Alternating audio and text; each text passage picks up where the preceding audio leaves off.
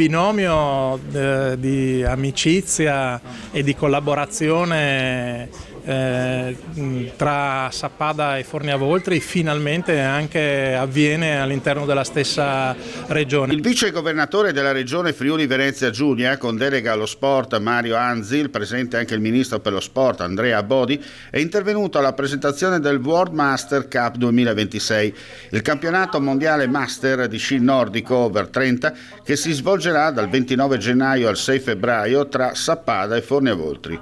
Sul palco della conferenza stampa sono intervenuti il presidente del comitato organizzatore del campionato, Silvio Fauner, il presidente del comitato della FISI del Friuli Venezia Giulia, Maurizio Dunhofer, e i sindaci di Sappada, Alessandro De Zordo, e di Forniavoltri, Fulvio Sluga. Saranno circa 1000 gli atleti over 30, uno anche centenario, provenienti da 25 nazioni che si sfideranno nel corso del campionato mondiale su diverse distanze e nelle tecniche classica e libera. L'evento, organizzato dal Comitato Mondiale Master Sci Nordico Sappada 2026, è supportato anche da Promo Turismo FVG. È una manifestazione dalla valenza internazionale, 1000 atleti che provengono da 25 paesi diversi, con una perla, addirittura un atleta centenario, e appunto incarna i valori dello sport ma anche di promozione del territorio, e allora la regione molto volentieri è al fianco di questa iniziativa,